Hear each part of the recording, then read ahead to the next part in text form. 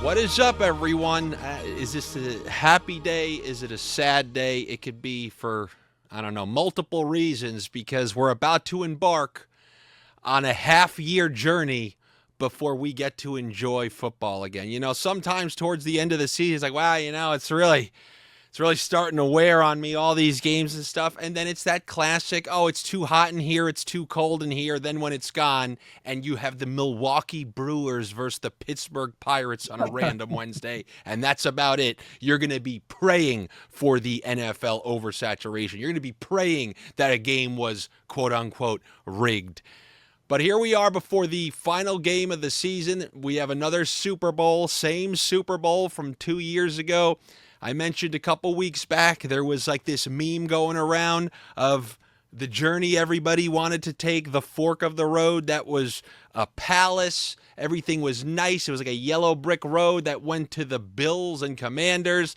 And then there was that demonic haunted house road up to Nosferatu's castle, which was the Kansas City Chiefs and the Philadelphia Eagles. And it goes to show you, rigged crowd, they gave us the exact event that you theoretically didn't want. So some food for thought there. But speaking of rigging, I guess maybe we should revisit that last AFC NFC championship game. Did you believe it was rigged, Dave? Did you believe it was rigged so that Taylor Swift gets more airtime during the Super Bowl? No, I thought the Bills didn't play particularly well in that game and could have won it. I wonder if this is like, do you remember? And by the way, you are 100% right about, people complain, oh, what a terrible Thursday night game. Like, listen, fella, give me Broncos Jets Thursday night game over a random like WNBA game and baseball game that's game 30 of 162. Give me that any day of the week. I don't care. Super Bowl is my least favorite football game, probably because it signifies the end, and also because everything's picked out. It's just, it's not what it's cracked up to be if you're actually betting. But maybe do you remember the movie Private Parts? Of course you do, right? Howard Stern. Yes. Yeah, Howard Stern. Yeah. Yeah.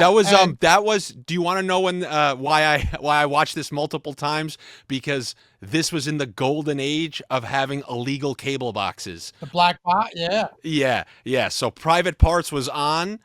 It was on pay-per-view during the prime run of the illegal black box. Yep, absolutely. Remember that one part where he's like, and I'm paraphrasing, but it's like, hey, the people who love me, when asked why they listen, it's because they have to hear what I'm going to say next. And the people who hate me, they still listen because they need to hear what I'm going to say next. Maybe that's the Kansas City Chiefs and the Philadelphia Eagles. The people that love these teams, that love this matchup, great. But then everybody else, they're hate watching. Are you telling me, just let's think about this for a second, right? That all year long it's rigged for the Chiefs, right? Just these a lot of conspiratorial people out there. And for many instances, like there have been some odd things that have happened as far as, calls going a certain way, this and that. But that's besides the point. Are you telling me every one of them is not going to be glued to their TV with a fucking microscope, with a magnifying glass to just point out every opportunity they can that this game is rigged?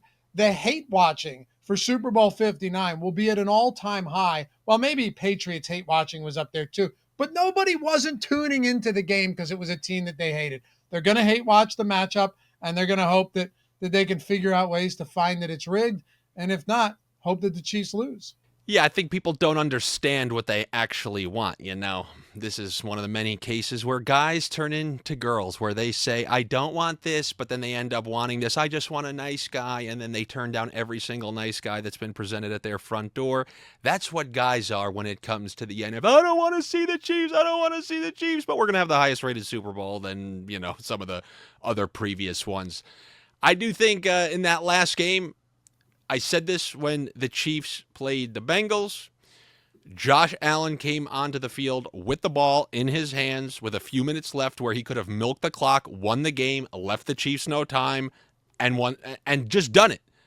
And nobody has any complaints about that final drive. He just didn't get a first down. The same way when the Chiefs played the Bengals a couple years back, Same situation. Joe Burrow got the ball in his hands, like 4 minutes left, and the Chiefs defense stopped him. Then they gave it to Mahomes. Then Mahomes went down the field, and there was the push out of bounds. But without that stopping of Joe Burrow, I mean, it's a travesty that this Chiefs defense isn't getting more credit than it does for some of these last couple of runs. Oh yeah. They stopped Josh Allen this year with the ball in his hands and a chance to win the game. They stopped Josh Allen last year with the ball in his hands and a chance to win the game. They held him to a long field goal on the final drive. Then that field goal was missed. And I believe that was just to tie the game. So Mahomes would have had the ball in his hands to end the game with a chance to win. You pretty much know what happens there. Year before that, Bengals, they have the ball in their hands. They stop him. It goes to Mahomes. All three instances, the opposing Pro Bowl level top 3 to 5 quarterback in the NFL had the ball in his hands with a chance to win, and then the Chiefs D came through in all 3 of those instances. Yep. So they really are kind of an unspoken hero, because the drive before that, Mahomes got a field goal. So they were up 3 points with 3 minutes left. Josh Allen has the ball in his hands. You know, if the situation was reversed, Mahomes is going down there and scoring. You're right. And I'm not a Mahomes defender. He doesn't look like that original version who could throw 60-yard touchdown passes.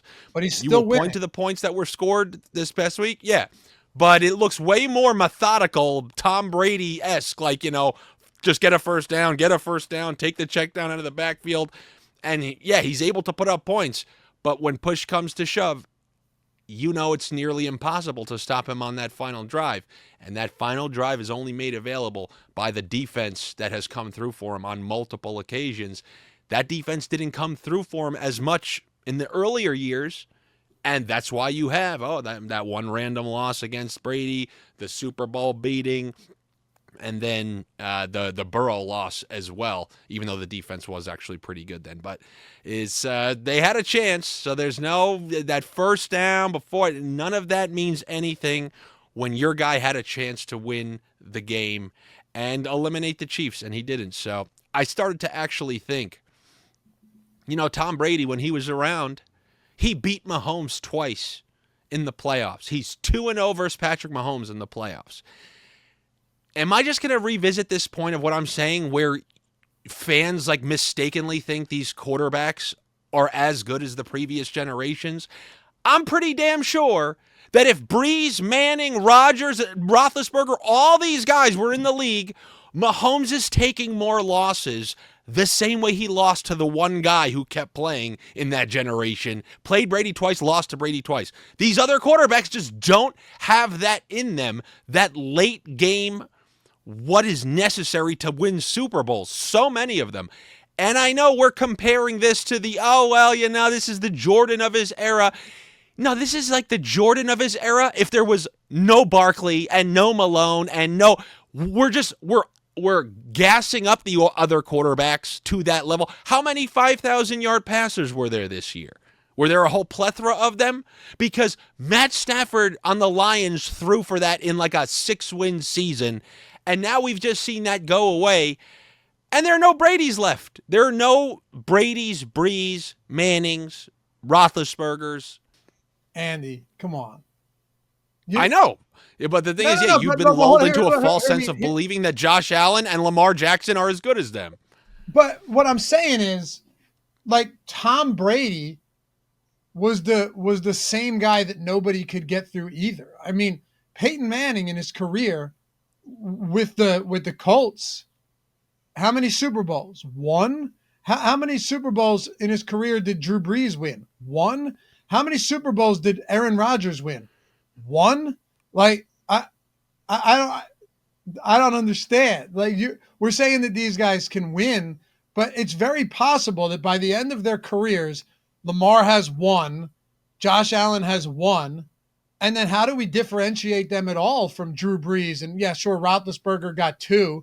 But how do we differentiate them from any of these other guys that we look back on with kind of rose-colored glasses? But most of those guys, a lot of those guys only won 1.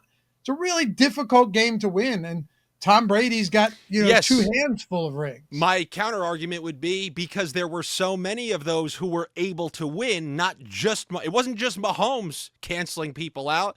Roethlisberger canceled a lot of people, potential Super Bowls along the way. There were many of those guys. Like Rodgers. Rodgers would end somebody's, but then somebody would end his. It wasn't just Brady beating it. Brady went 10 years without winning a Super Bowl in between Super Bowls. So it was, I'd say, considerably different. If anything, the Patriots toward the end, pretty much every team that was a thorn, Brady was a thorn in the side and beat him. The Ravens beat him a couple. It wasn't just once. They beat him a couple times. It wasn't like teams could never get through them. The Broncos beat him in 06, But two times with Manning. Yeah, I hear you, but also you're looking at a 22-year sample of seasons from Tom Brady. So Yeah. it's kind of a sliver when it comes to Mahomes. It's not even half of that. I guess what I'm saying is you could easily look back at Mahomes if he plays 2 decades and wins 6 Super Bowls and still be like, well, Allen broke through one year, Burrow broke through and won it one year, and Lamar actually broke through and won it 2 years, and That's then you true. look at it and you go, oh, well, how dissimilar actually was it when you expanded across a 2-decade period? What if, I'm not saying this is going to happen, but what if Mahomes doesn't get back to the Super Bowl for another 6 years? That wouldn't shock me. And then we look at him, and then we look at this. That should happen, by the way. It's very difficult to go for there. Sure. Yeah. For sure. So I'm saying, would it be that dissimilar? Do we really think that Breeze was that much better than Josh Allen? Well, I remember when the Patriots played Mahomes at the height of his powers in Gillette. This guy, Mahomes, was just coming down the field and scoring instantly.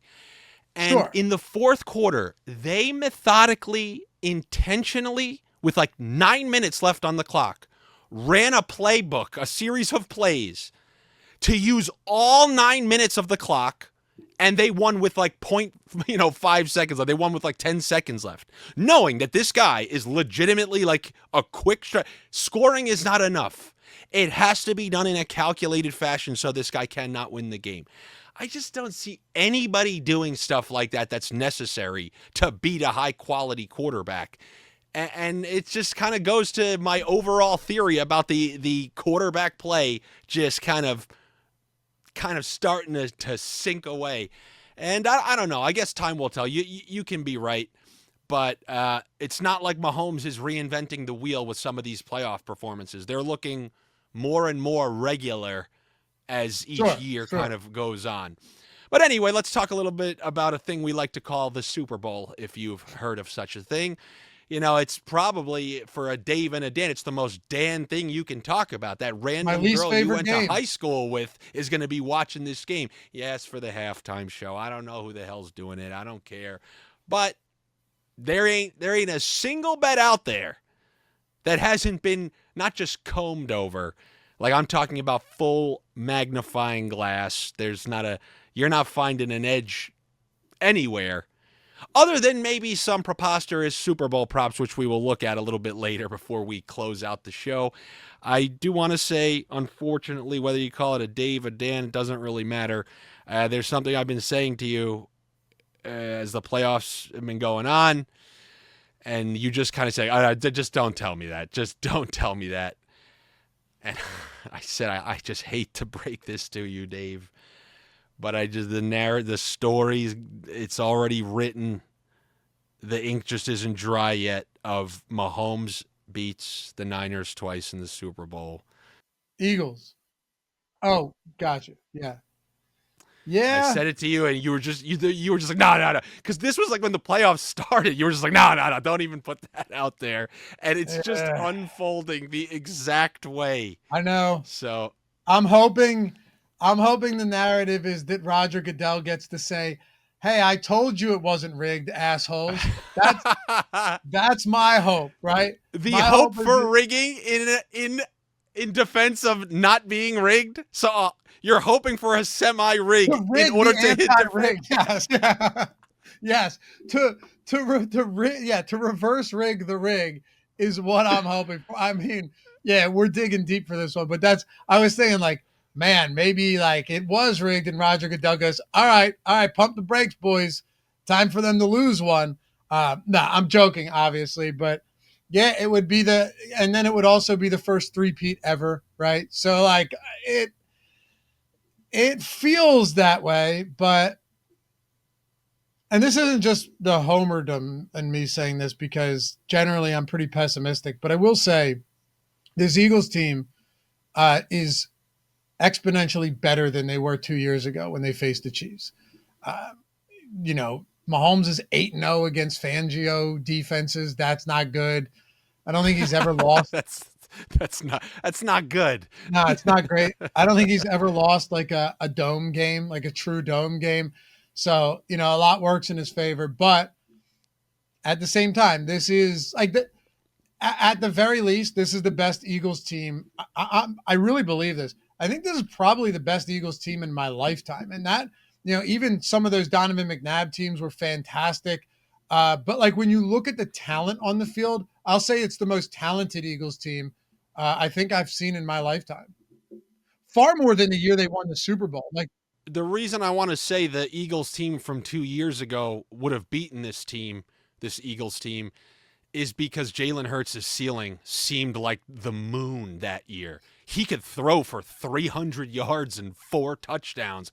It seemed like he was throwing incredibly all season long. And it's like this guy's just it was almost like that Cam Newton MVP year where it was just not defended because he was also healthy and yep. just running, barreling forward.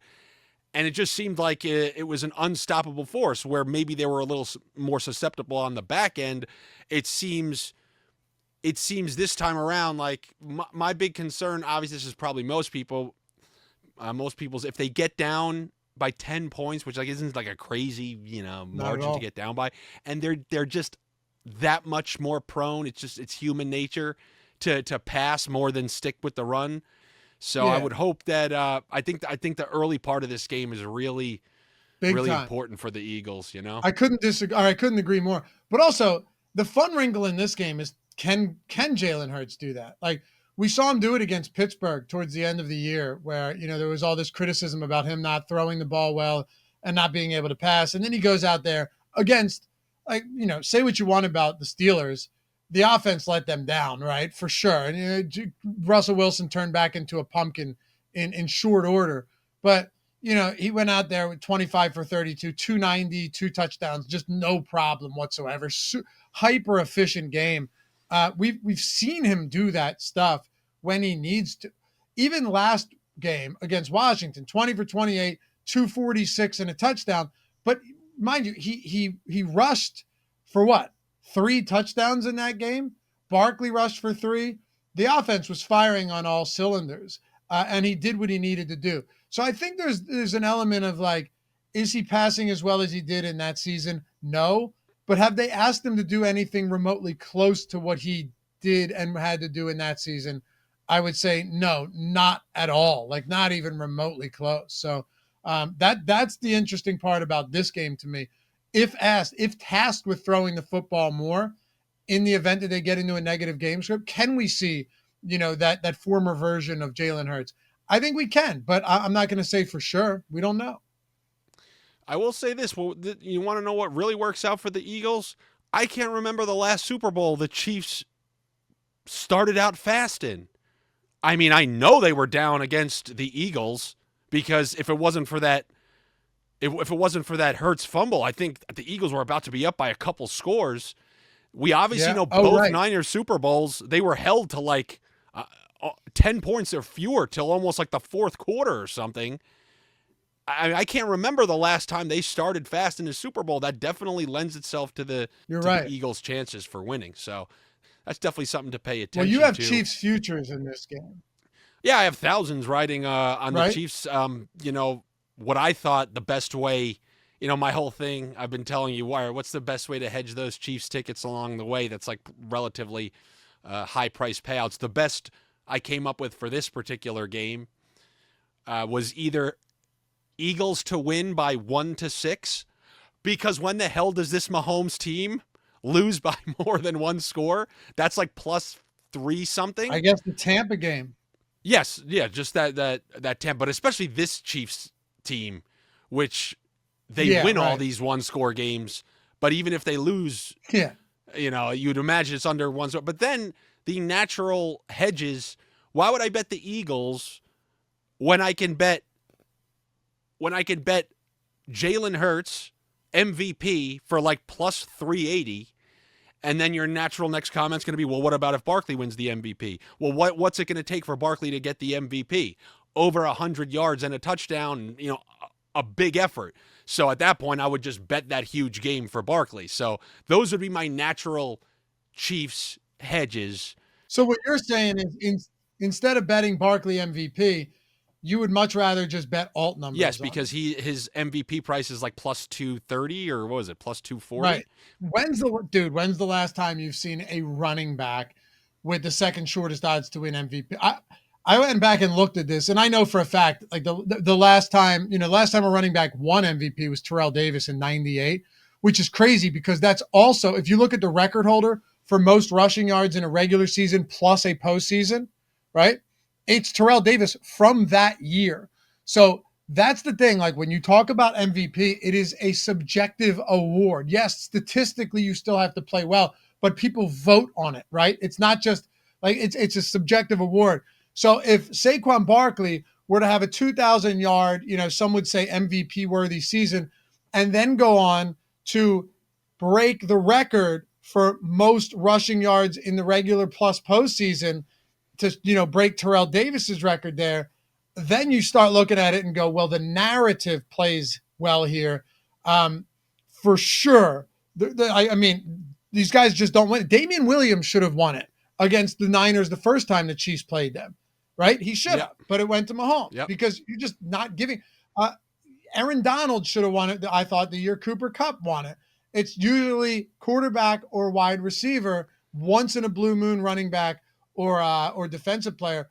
But I'm with you. If you're gonna do it, why not just grab some alts or even some like same game parlay overs on Barkley and boost those odds up a little bit more? Because at plus 280, there's not a ton of meat on the bone. But I will say, Andy, the narrative surround, like the same way you talked about narratives surrounding Mahomes, right? Like the three-peat, the beat the team, two teams twice in the Super Bowl over the span of what, like 5 or 6 years. The narratives surrounding Saquon Barkley are as strong as I can remember Yeah, for a running true. back. How about this? You give me his numbers that will get him MVP. Give me his numbers. We're not holding you to this. I'm just asking you, No, like, it's a difficult question to answer though because it's entirely dependent on the flow of the game, right? Like if it ends up being a super low scoring game, 100 yards and a touchdown from Barkley, and the Eagles win, could be legitimately MVP worthy if it ends up being like a 2017 game or something like that. But if this game shoots out and it's similar to the 38-35 we saw a couple of years ago, then you need more. Like you're looking at 150 total yards, 2 touchdowns from Barkley or something like that because there's going to be a ton of offensive production across 60 minutes from both sides of this game. So that's where it's difficult. If it's a low scoring game, he's not. Look what Cooper Kupp won it with. I know he had a good game, but if I recall correctly, we've seen a few MVP winners. Didn't Edelman win it in that disgusting 13-3 game against the Rams where it was just kind of like a decent enough performance? did Edelman get that one? I could be wrong. Here, I'm No, pulling it up right I now. think you're right. I think you're right because that was a disgusting game, and he was the only guy. Yeah. He did. I guess it's unfair for me to say because he had 10 for 141, but he didn't score. Yeah, but Cooper in a Cup, dry game, that's not easy. right. Like Cooper Cup had 8 for 92 and 2 touchdowns. So obviously the 2 touchdowns are huge there, right? But like That's why. 92 By the way, yards is that's why I'm thinking AJ Brown has the best chance of these Eagles because if they're going to beat the Chiefs, they're going to need a couple touchdowns, and something tells me Saquon is just not going to be. Oh yeah, and he just kept running he just ran for hundreds and hundreds of yards versus this right, right. defense. I just don't. It just always seems like you have to come through with some big third downs, big plays, long plays, like that touchdown he caught in the last Super Bowl. And I think in situations where that defense is really playing tough, you go to the big physical receiver who can just beat somebody in the air one-on-one. That A.J. Brown Super Bowl MVP plus 3,300. I mean, forget about my Chiefs hedge, any of that stuff.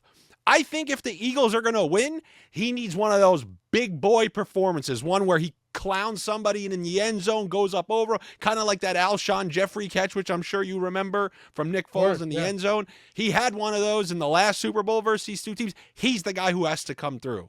Yes, Devontae Smith, great receiver, but when you're looking at like an alpha receiver against a great defense, this is the kind of guy that has to come through in this game. And if they win, I kind of like his chances of being the MVP.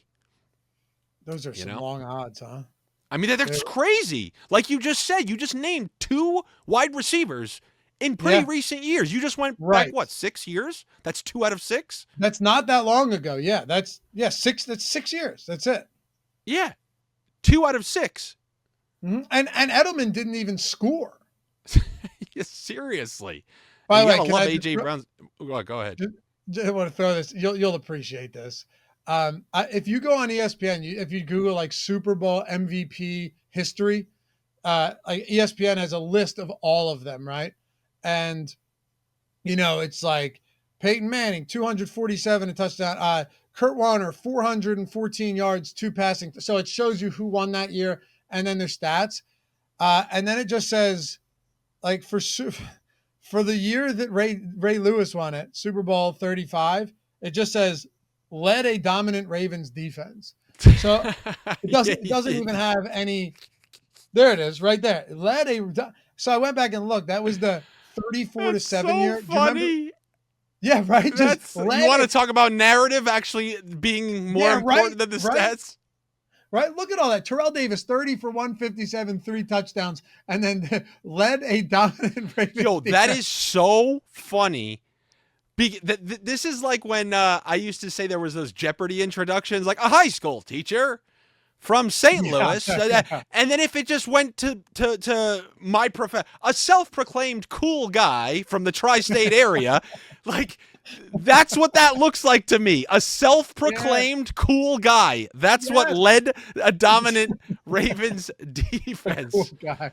That's what we are here. We're self-proclaimed cool guys from the tri-state area going on Jeopardy. Well, yeah, why do I have to announce my profession to you?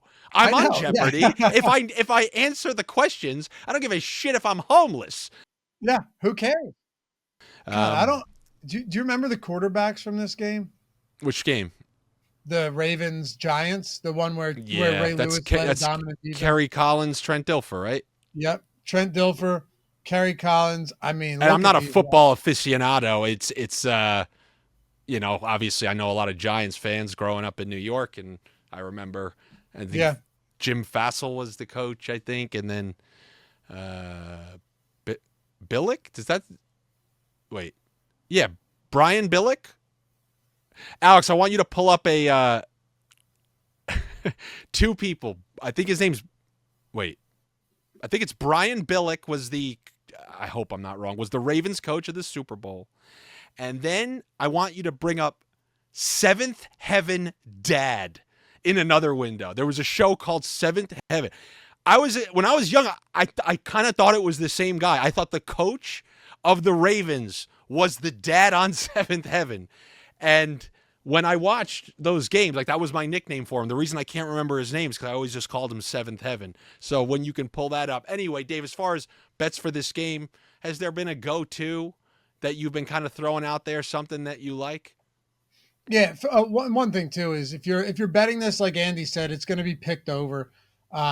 Make sure that if you're betting these props and everything, that at the very least you are finding the best odds, because like that's at least the one advantage you can get. There's going to be some lines that stand out.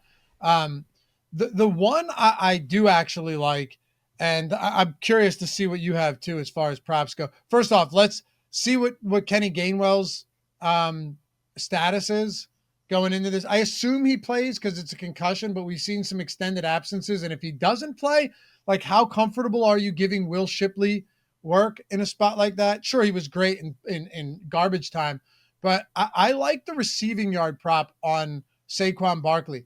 I'm good on receptions because if you wanted it 1.5, you're just paying massive juice. If you wanted it over 2.5, that starts to get sketchy. But 12 over 12.5 rushing right now really stands out. Like Pinnacle has it Receiving, at right? four.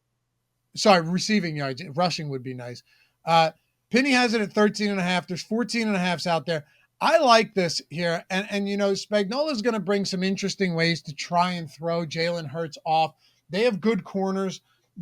Barkley, in a game like this, like we've seen what he's done all season, even if Gainwell does play or doesn't play, regardless, you're not going to be spelling Barkley for long stretches. If he doesn't break off a 60-yard run, get tackled at the goal line, and need a breather, I wouldn't be surprised if he plays like all but 2 offensive snaps in this game. They're going to try and I think find ways to get him involved a little bit in the passing game.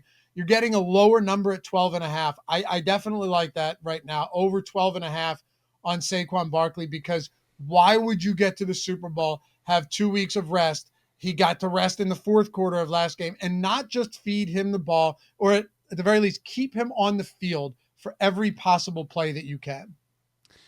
And that goes into kind of the thought of, hey, there's nothing to save anymore. There, you don't have to Exactly. be weary of, and we clearly saw that with Patrick Mahomes last week. You're not going to see him run 25 times throughout the course of the regular season in a game, but he's the kind of guy when you need it in games where you have to win. There's the fake Florida Panthers that lost against the Washington Capitals last night, and then there's the real Florida Panthers who you're hardly ever going to come back ever in the playoffs against when they actually are playing their real brand of hockey. And you saw Mahomes running all over. As soon as there was a lane, he was happy to run. And I think, this is reactionary. I'm probably you're never going to get a good number after a guy just rushed a record amount of times for the season. But I think when it comes to winning a Super Bowl, there isn't the same way I said with Josh Allen last week. When we talked about Josh Allen, it was an absurdly high number, but I was like, those rushing attempts, there is no number he won't be willing to rush. And I think it was 10.5. I think he had way more than that, especially with all the failed QB sneaks. But the rushing yards or rushing attempts, 5.5 we've got him at right now. I like it. I definitely like that. And, just the Eagles have a good defensive line. I could imagine him being on the move a bit. And you saw last week, you play man. He's happy to run for some first downs. And I don't think there's anything that minus 102. Like those, I know. You're getting it essentially at even money. Strap me in for the over 5.5 rushing attempts. What do you think about longest rush? Oh, And the reason I say this, it's at 13.5, so it's not a small number, but you see these times where he's opportunistic and like the same way CJ Stroud did in those games where he wasn't running a ton, but like you just said, when he finds that lane, he's going to take off and go, and he's very good at it. It feels like a slightly inflated number, but I think you could probably twist my arm into liking the over 13.5 here for Mahomes in the Super Bowl. yeah. It's higher than Hurts, by the way. Isn't that crazy? It's a higher number than Jalen Hurts.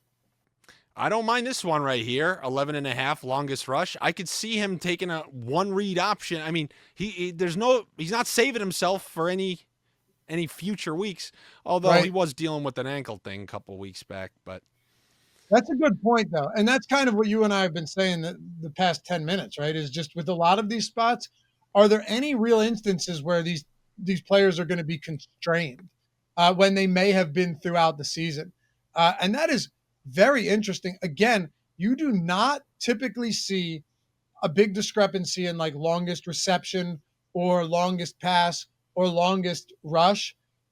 You're getting 2 yards on FanDuel, 2 yards lower. It's 13.5 on DraftKings, BetMGM, ESPN. It's 12.5.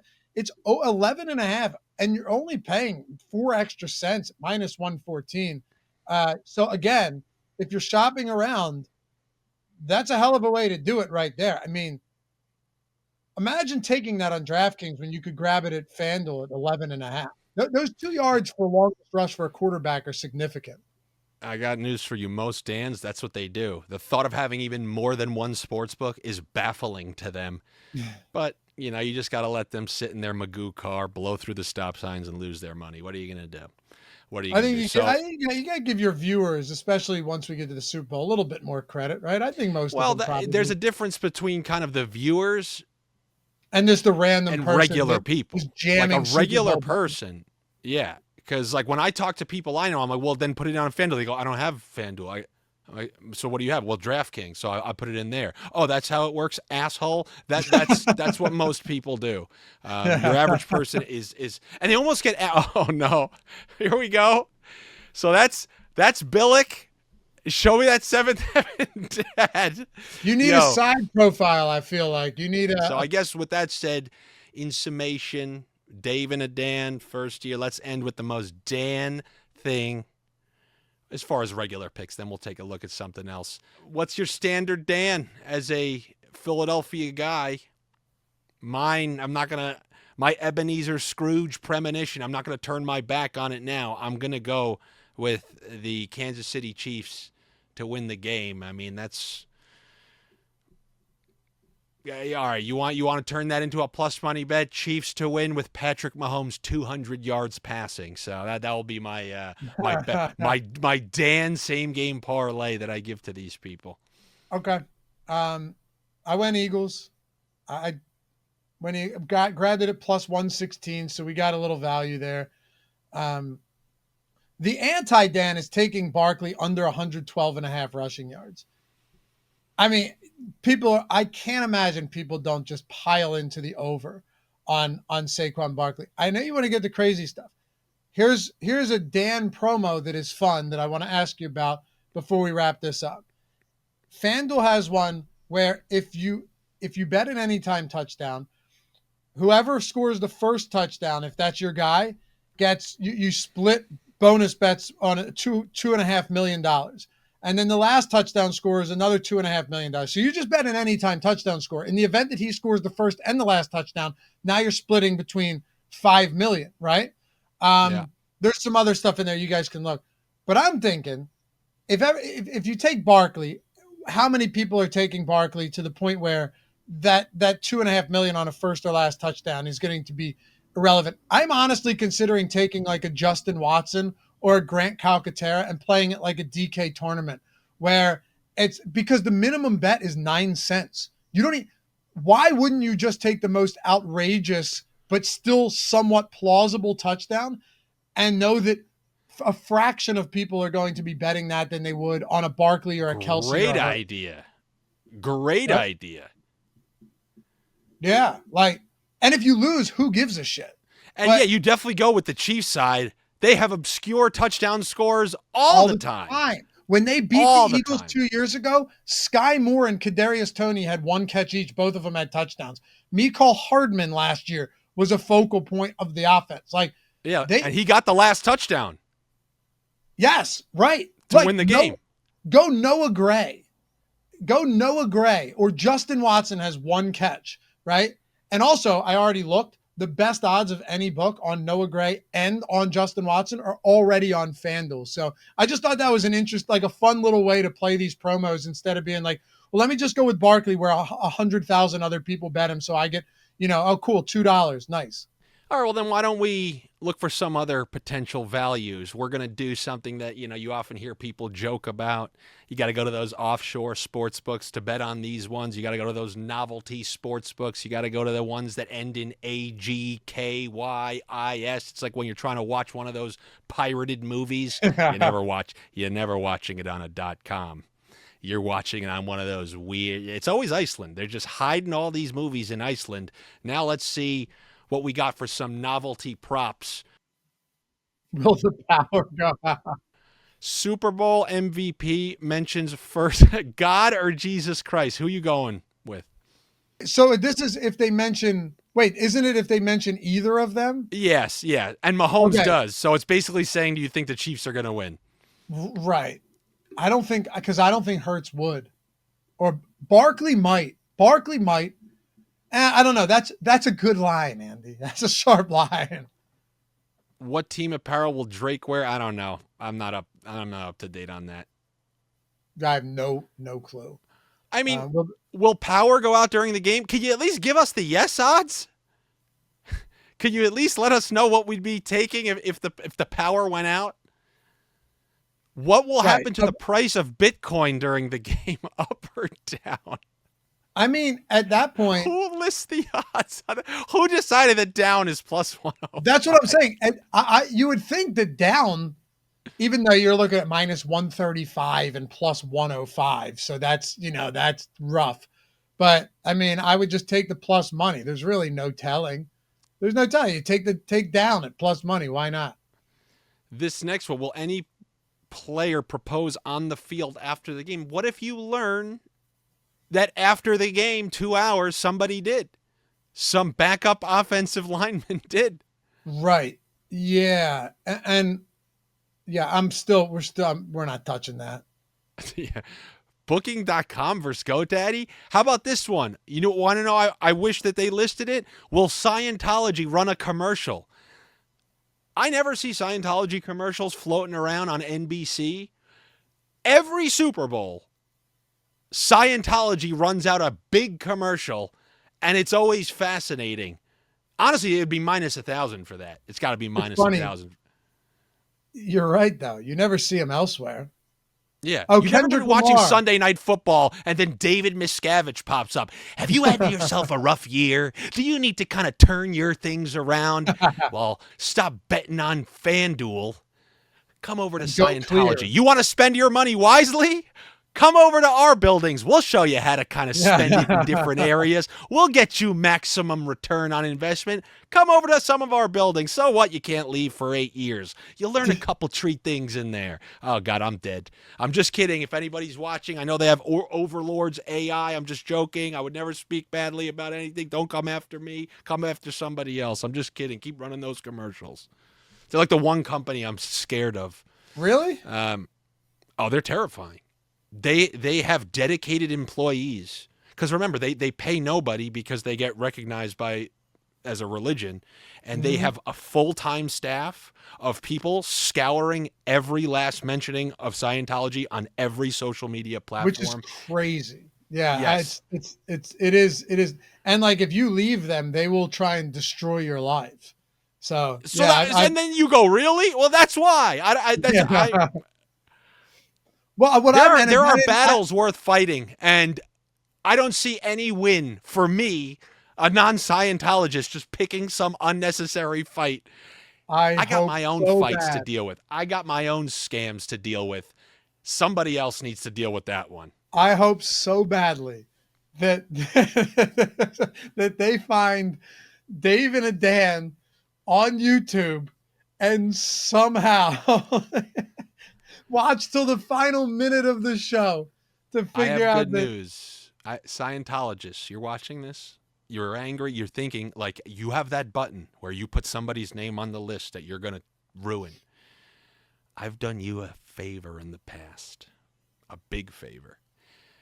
If a girl has ever screwed me the bad way, like ghosted me, used me for something, you want to know what my revenge is? I put their information right on that Scientology website, and I know how you guys operate. Doesn't matter if they take you off the no call, no email, no whatever list. You're getting them for the rest of their lives. And I've sent some people your way, some authentic phone numbers. So I've done some work for you. So, look, I always said I'd come up with some sort of alliance with Freddy Krueger. I would not allow him to just kill me. I would somehow stay alive, make a deal with him. Me theoretically arguing with a random hidden Scientologist on an incognito VPN right now watching this video. What do we got? What else we got? Scroll down a little bit, Alex. There was a few more I saw at the bottom. All right, the final one, the special. This one gets a special. The Chiefs to win, and so this is a parlay. It's a freak prop parlay.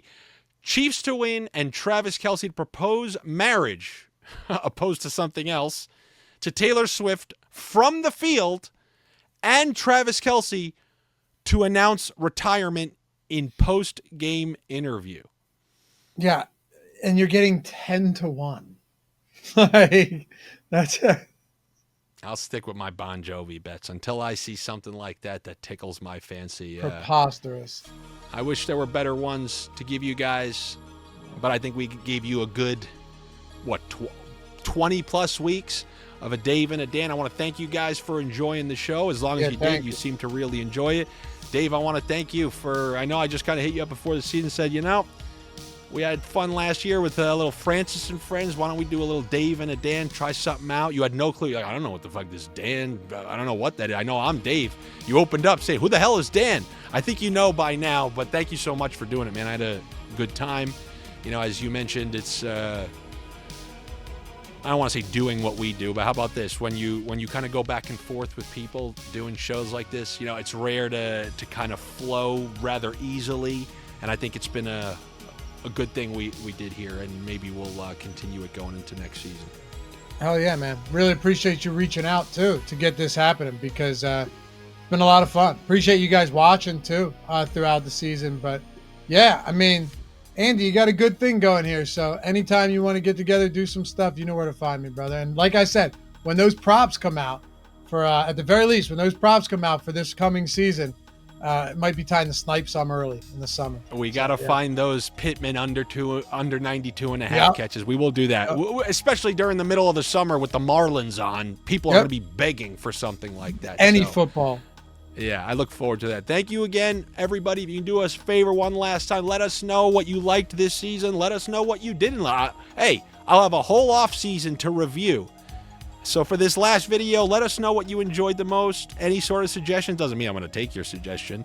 But if you have a good one, like the guy who said buy an expensive donkey costume with that $1K you were going to donate, I will absolutely take it into consideration. So do that if you have the time. Show your appreciation. And I guess we will see you sometime in the off season for a Dave and a Dan. Take it easy, and we will talk to you later. Good luck with all your Super Bowl bets. Dave, good luck to your Eagles. Thanks, man.